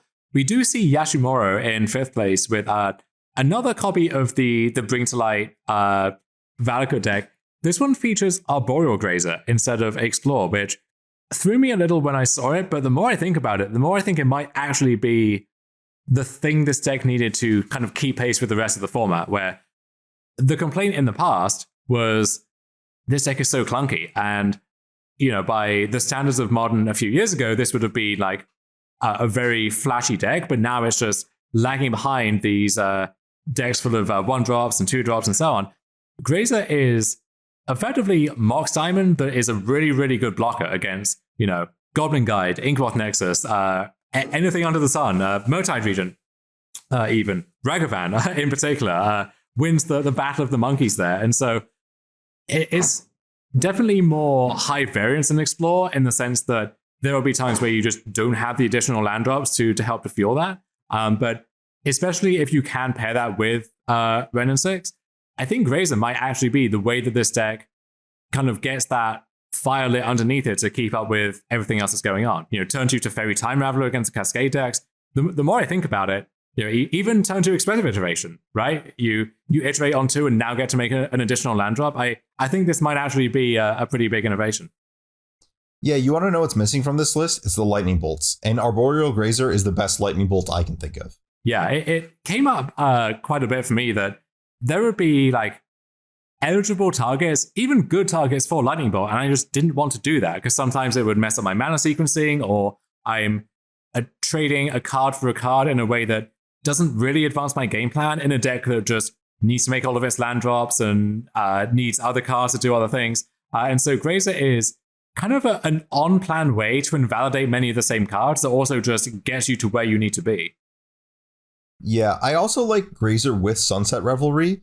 It might sound weird to like, I think the most important parts of Revelry are actually casting the card as Revitalize when you want to cast it. And Grazer sets you up to get that card off of it by just expending a card from your hand. Yeah, and this is a list that really does respect burn. So I think Grazer already goes a pretty big way in helping that matchup, but a copy of Sunset Revelry in the main deck, and then the other 3 in the sideboard, along with some Flusterstorms that can come in there as well. Also in that sideboard, we see 2 copies of Ragavan. So this is a nice sideboard juke, I guess, where if your opponent is... Maybe they have to keep in some of the bigger removal for like Dryad and Omnath and so on. So it's limited in how effective it can be. But against a control deck, for example, I can imagine you just land a Ragavan on turn 1, and I guess that's going to take them off guard, and they really need to have one of the few answers left in their deck to keep up with that. Sure. Yeah, I believe you. That is my opinion on it, and that is all I'll have to say. It is. I think it's the kind of thing that looks really great on paper, but I am so skeptical of it in practice. That is where I ultimately come down to, even though it is so touching to see Arboreal Grazer and Ragavan finally working together in perfect harmony here. Yes, they make a lot of wonderful sloth and monkey sounds. Could you give an example of those for the listeners, perhaps? Unfortunately, I don't have the soundboard up. If we have a StarCityGames.com approved soundboard for the next episode, I will surely share it with you. And I'll have Cedric get right on sourcing all of those, as he has been posting all sorts of wonderful warthog videos, I guess, recently. I don't know. Yeah, if we don't have sloth episodes before or sloth noises before the next episode, there will be no next episode. I'm going on strike here. I'm taking a stand. Anyway. Wait, hold up. Do sloths even make noises? I don't have a good answer. I should confirm that before I go about issuing any ultimatums here. I think that would maybe caution would be wise. Yeah. Okay, so we'll get back to that. I do want to close out on discussing exactly one deck. And it's a deck that's just kind of been sprinkled throughout that we've kind of like been like, oh, it's here. We should make a statement on Jund, because I'm just thinking of this wonderful Brad Nelson poll from this last week where he asks, should I play Temur Crashcade or Jund midrange? And it's 50-50. So he asks again, and obviously the results are repeatable and the split is clean 50-50. As if it could have gone any other way. What were you expecting, Brad? Honestly. Yeah, I mean, I guess 50-50 for him is probably just an excuse to Jund guy it up. But how do we feel about Jund? Because I'm kind of feeling high on the deck after like not really liking it. I think that if the format is just gonna like be kind of derpy, you have room for these kind of mixed bag hands and to just beat people up with all the good cards. So a more recent update in the Brad Nelson saga is that when Canister tweeted out that he was streaming a challenge with the best deck in Modern and posted a picture of his blue-eye control list, Brad was like, wait, seriously? Are you kidding? And I'm just imagining the panic going on here where it's like, oh my God, do I need to make a new poll with 3 options that somehow is going to break into an even split yet again somehow? Yeah, when you mentioned a Wrenn and 6 deck playing Ghost Quarter, I believe the original lists of this deck were the ones that came to mind, because I think they had a Ghost Quarter somewhere in the 75. They did, yeah. Yeah, so that's pretty good. This deck is a bit weak to Blood Moon, and definitely one of the decks that is weaker to Spreading Seas if the Assorius decks are heavy on that card still. But I think that just the Urza Saga package is really, really good. And that is something that you should consider this deck for, because I think it is. I mean, Hammer is an Urza Saga deck, but it's not like an Urza Saga package deck. It's just like, I'm going to make a giant construct. Good luck. Maybe I'll find a Soul Guide Lantern. Whereas this deck is like aggressively leaning on Urza Saga to win certain matchups with sideboard cards. And I think that that is a decent spot to be right now. I was much more impressed by Jund before I played matches with the deck. But I think that's more of a reflection on me than anything else. So take all of that with a grain of salt. No, I agree with you. It looks way more impressive on paper than it does once you draw the hand that's like basic Swamp, Urza Saga, Wrenn and 6, and like or I guess it's like Forest, Blackleaf Cliffs, Urza Saga, Wrenn and 6. Like you draw those hands and you're like, what is my life? And there's like a Shadow Spear in it. But at the same time, like, I think as long as you're okay with saying that like one of your powerful cards is going to be very good in the game, then this deck is very good. And like having the spread is important to like generate hands that do that thing plus something else. But I just feel like with the metagame kind of like spilling out, you're not getting super pressured on any specific axis, which makes having this like diverse ability to present all these threats really good, instead of just like, I am Izzet. Here is my exact spread of creature threats, and like every deck has like a specific angle to attack it. There's not an angle you attack Jund. You just have to like throw cards at them. And I don't know if every deck in the format is ready to do that right. Yeah, I do actually, coming back to the Bring to Light deck, if Jund does pick back up, I think Bring to Light is a good response to that too, where so much of the kind of fiddly covering all your bases stuff that Jund is trying to do just doesn't actually cover the bases you need it to cover against that deck. So I don't know if how much of this is motivated reasoning because I want to talk myself into playing this deck again. I don't know, but stay tuned on that front, I suppose. Anything else from the only 16 deck list, once again, that we get from this PTQ here? We see Doomrake in the top 16 with Crashcade, Jund Dillion with Living End. No surprises on either of those fronts, but nothing else there really to mention, I believe. Yeah, I mean, FER MTG is one of the players who's just been winning everything with Burn, right? And they are in 9th place on like second breakers here. So yeah, Burn still doing Burn stuff. You know, some days it's running hot, some days it's running cold. Mm-hmm. And worth noting, there is a copy of Amulet Titan here in 10th place from someone who, according to what they posted on Discord, they just built the deck for the first time. They're really excited to play it. They couldn't afford any more copies of Urza Saga. So the 2 copies here carried a lot of weight. I believe they said they now have purchased a third with their winnings from this tournament. So love to see that. And this is how the deck hooks you in. You spike a tournament the first time you play it, and you fall in love, and it's really hard to break that spell. So I'm sorry for this person who in 3 years' time will be vigorously defending the claim that the deck has no bad matchups. I'm not actually opposed to trimming on Urza Saga because it's a point of exposure, but I think that's only if you're concerned about people actually attacking the deck.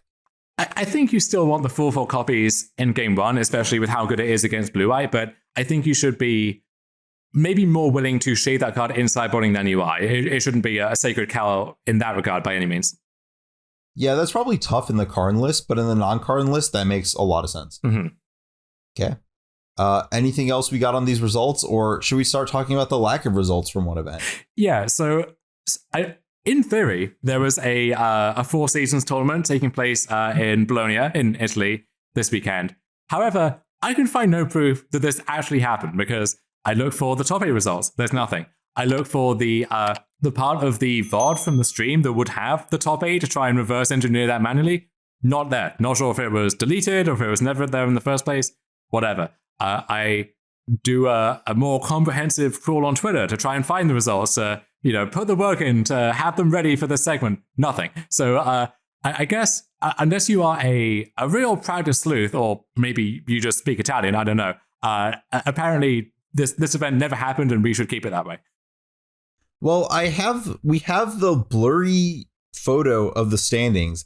Like, when someone post they're like, I got 23rd place in this Grand Prix or whatever, and you see their cell phone photo of the top page of the standings. We have that. We tried to look for Twitters and we failed horribly. So I would love to hear more about this deck. But to loop back, I do know from looking, they had the 9th round or 8th round, the final round of Swiss, and one of the decks losing playing for top 8 was that Assorius Stoneforge Urza pile. I don't know if it had Yorion or not. I didn't check that far through the Twitch recording while trying to find where's the top 8, because the recording promptly ends right after that. But that deck putting up another pretty reasonable result I here. will say that in an era of Yorion making this resurgence, go back to April of 2020, and Urza was one of the first cards that people really paired with Yorion, and easier to justify that when you had Arkham's Astrolabe just keying so perfectly off both of those cards, but maybe that's an angle worth revisiting in this shell or some other Urza shell, because that combination by itself, very strong, and the fact that Urza curves so perfectly into stuff like Counterspell now, I think that card stock has risen a bit for me. Yeah, I feel like there's another card that's trying to do the Astrolabe thing that you could also flicker in with Urza, not Ichor Wellspring, but something along those lines to replace it. But yeah, I agree that it is generally the direction you would want to take there is using Urza as both a mana engine and a thing you want to flicker. So I don't know if my headcanon about this tournament is the deck lists were so good that the public can't have access to them and this is privileged information, or the deck lists are so bad that someone requested that all of this be stricken from the record out of shame because they don't want this attached to their name for the rest of their life. I think that whoever is writing up the deck list is probably just taking a nice siesta. I don't know what time it is in Italy right now. I haven't done the math. They're asleep right now. So really, we can't fault them for not having them Wait, up. hold on. You run this tournament, you spent all weekend. Monday and Tuesday are your weekend. I'm sure they'll show up at some point. Hold up here. Do Italians have siestas? Is this a pan-European thing? For some reason, I assumed that it was somewhere. I have to check this out because I was under the assumption that it was partially. I know Spain is the heavy one, but I have a feeling that you might have called me out on this. Okay, so anyone who has either access to these deck lists or information on Italian or European sleeping habits, be sure to let us know at ARMLX and at Dom and Harvey on Twitter. For now, though, we'll take a short break and we'll be back with our Nonsense of the Week. With this break, I'd like to talk to you about Star City Games Premium. For years, StarCityGames.com has been hosting the best Magic the Gathering strategy content on the internet, and Star City Games Premium is a huge part of that.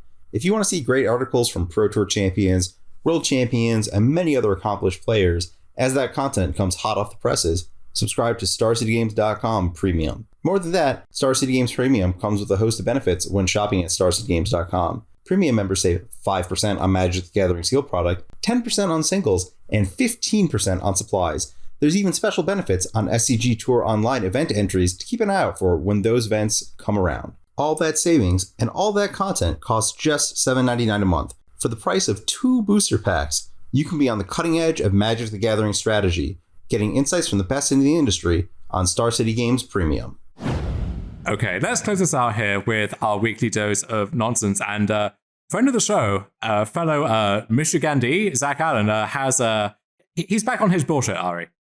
Yeah, I titled this exact one as Zach Allen Loves Auras. This is Zach Allen going 5-0 in a league with the Storm Herald deck. Storm Herald being the card from Theros Beyond Death that does the thing with auras. 2 in a red, haste, 3/2. When it enters the battlefield, return any number of auras from your graveyard to the battlefield, attached to your creature you control, exile them at the beginning of your next end step, some other stuff, and you're just putting big stuff on this card and killing them, specifically Eldrazi Conscription. Yeah, so looking at what this deck has gained in recent times, because there was a time where you could play this card with Faithless Losing. That one's off the board now, but actually, I guess, wait, you can never do that in Modern, right? Correct. You could do it in Historic.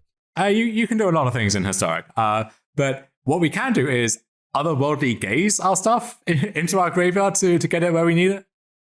Yeah, I'm into the combination of Unmarked Grave and Persist here, where Grave is going to find you either your aura, or with Persist, it can find you the Storm's Herald. Yeah, so we had Unearthed do this the whole time with Storm Herald, and that one is the better way to recur that card most of the time, but always nice to have redundancy on that effect. Worth noting that Persist actually is curiously better in a way with Sigil Supplier, which is one of your setup cards here, because Persist brings Supplier back with a -1/-1 counter, so it has 0 toughness, so it immediately dies, and you get to mill 3 more cards, which if you're reanimating a Supplier to begin with, I imagine is what you were going for in the first place. Yeah, it's kind of weird to me that there isn't like a single thing that you can persist. Like if you draw Unmarked Grave plus Persist, there's not just like an Archon in your deck, in your already like 4 Izzet Charm Prismari command deck, but to each their own. I was a little surprised by that too. I guess once you have so many auras just clunking out the joint, there's just not much room left, but I would like to find, I think you can spare 1 slot at least for an Archon, and maybe more, honestly. Like, Sigil Supplier is a pretty decent graveyard enabler if you're going down this route. So, and even otherworldly gaze, right? If there's an Archon in your top 3, you persist that back onto, then that's going to be money most of the time. We do see 4 copies of Fury in the sideboard, and I'm a little surprised that we haven't seen that paired with Persist in the past. That one seems like a natural 1-2 punch, but I guess what is the hypothetical like reanimated deck that is heavy black enough to have all of that stuff, but also has enough red cards to enable Fury? Yeah, Modern's not exactly a Rakdos Reanimator format. I do like that Izzet Charm is showing up here instead of Faithless Mending or Faithful Mending, and that's because you're already going crazy with your mana and don't have a white source. You're just like, here's all this Grixis stuff. I wonder if like you could get away with building a list that doesn't have the black cards, or if you really need the Stitcher Suppliers. Oh, okay. I was thinking, are there other colors you can cut? Like, do we need, I guess you do need some red sources at least to just hardcast your Storm's Herald, or if Otherworldly Gaze is a good enough enabler, then I guess that locks you into blue. So it is tough. Well, you can't cut blue and play Faithful Mending, so that's kind of a problem. Oh, okay. Yeah, if we're going down that route, sure. Yeah, I mean, the Grixis mana already is fairly tough, and so, yeah, something has to give if you're going to add another color there, but at that point, maybe stuff like Gemstone Mine works its way into the equation, although don't really want to be tapping that one twice to cast both halves of a Faithful Mending. I mean, you could just play a Triome, a Savai or a Raugrin Triome, and just, that's it. your mana works, right? That's how Modern works. So I'm told. Yeah. So really interesting deck. Love to see this doing well. Walks into a lot of the same weaknesses to, Graveyard Hate and or Solitude that some of these other decks do. That being said, Spectral Ward is one of our auras here. So this is 3 white. Enchanted creature gets +2/+2 and protection from all colors. This effect doesn't remove auras, which could be an issue otherwise, and I guess would just automatically remove itself. So gotta have that text in there. But that is no way. They're just gonna Solitude or Herald in response, aren't they? Damn it. Okay. Well, no. Hold up. Herald's ability, I believe, does not target. Ooh. So if you have a Stitcher Supplier hanging out, you can load that up if they Solitude. Okay, I changed my mind. We are not cutting Stitcher Supply. We found a special use case for that card. Yeah, I don't know. I think it's a fragile deck, probably not one that has any long shelf life, but you love to see it, and that's my official verdict here. Yeah, I agree. It also trends well with our other nonsense of the week, and I've titled this one "Cool Kids Play Yorion." This is Miko GK playing Yorion Reanimator, which is basically just the Esper Reanimator deck, adding 20 cards, 4 of which are Wall of Omens, 4 of which are Solitude, and 4 of which are Spreading Seas, and then has a Yorion. I'm kind of into it. My issue with the more reactive Esper Reanimator deck before was it felt like you really had to draw Persist in most of your game to do anything, and this deck has an extra 20 cards which are not Persists. That being said, if Yorion lets you just be like a half decent control deck most of the time, then maybe you don't actually need to draw Persist as often. So what am I talking about? Yeah, I really like that this deck has some respect, and unlike all these other Yorion decks we've talked, like most of these Yorion decks we've highlighted play less lands than the 4-color or the 5-color Bring to Light Scapeshift deck, which is 64 cards. And I already wanted to add a land to the Arboreal Grazer version of that deck, and like when you're adding 20 cards and not adding lands, like, come on. And this deck has a respectful 32 lands, which is a very reasonable number. Mm-hmm. Yeah, so it's weird. This deck, like, leans on the sore spot that I identified in the deck before, but I'm almost more optimistic about this version than the other one. Is that crazy? No, I mean, I really like the Reanimator deck. I think this is a worthwhile thing to try because it basically like pre-boards a lot of the stuff you would kind of want to have in your deck anyways. I'm just skeptical that like how often is Yorion going to solve the actual problems of when you shouldn't be playing Reanimator? Like if your opponents are like, I have Surgical Extraction and Denic, like is this really solving those issues?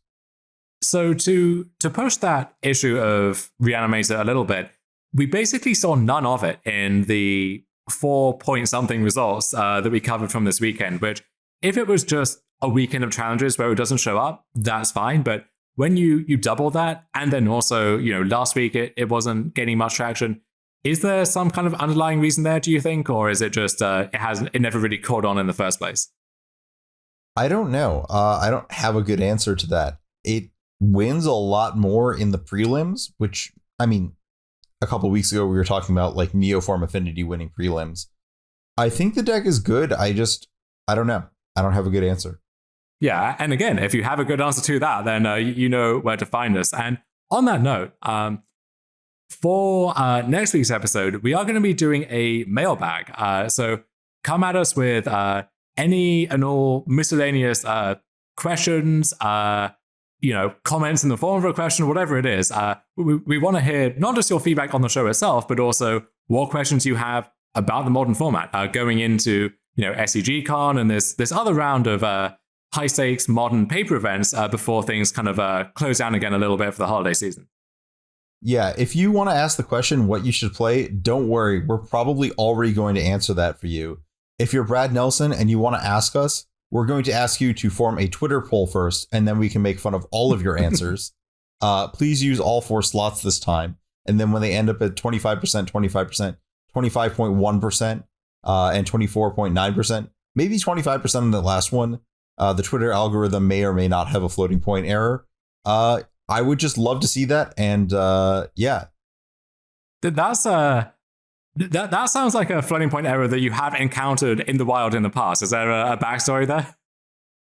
No, I just have a long time hobby of like criticizing people's Twitter polls for various reasons about actually proposing good questions. And every time I assure you that the numbers may or may not add up to 99.9% or 100.1%. Hey, survey design is a tough and professional task that a lot of people get wrong. And you are reminded of that every time you open Magic Twitter. So on that note, you can find us on Magic Twitter at ARMLX and Domin Javier. Once again, please get at us with all of your questions for the mailbag next week. We don't just want to be ad-libbing or going on the same 3 questions for an hour 45 or however long it takes us. So no question is, some questions are too dumb, but it won't be yours. Don't worry. So whatever's on your mind, send it in and we will, we will be your modern therapist for next week's episode ahead of SCG-Con. But for the meantime, that's going to do it. We're going to get out of here and we'll talk to all of you again next week. Take care, everyone.